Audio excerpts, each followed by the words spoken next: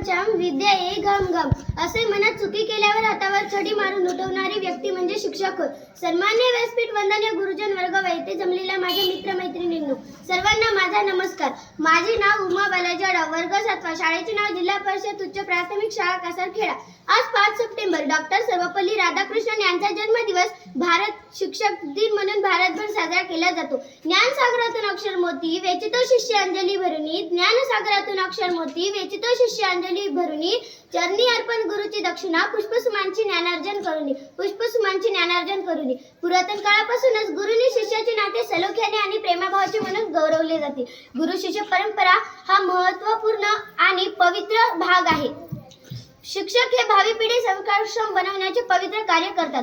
कुंभार ज्याप्रमाणे मातीच्या गोळ्याला योग्य आकार देऊन त्यापासून सुंदर मडके घडवतो, त्याचप्रमाणे शिक्षक हे विद्यार्थ्याच्या बालमनाला योग्य आकार देऊन उत्तम परिपूर्ण व्यक्ती घडवण्याचे कार्य करतात.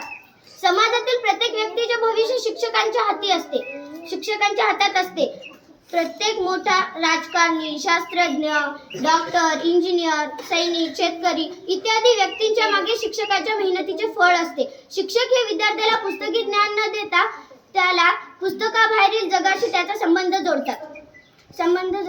जीवनात येणाऱ्या अडचणींचा सामना कसा करावा, आत्मविश्वास कसा वाढवावा हे शिक्षक शिकवतात. शिक्षक हे नेहमी आपल्यावर चांगले संस्कार करतात. शिक्षक म्हणजे गुरु आणि गुरुचा आदर आणि सन्मान करणे हे आपले कर्तव्य आहे.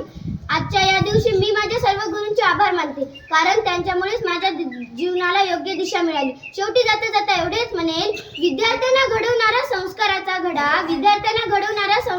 घडा किती उपकार मानू गुरूंचे कळतच नाही मला. सर्व शिक्षकांना शिक्षक दिनाच्या हार्दिक शुभेच्छा देऊन मी माझे भाषण संपविते. जय हिंद, जय भारत, धन्यवाद.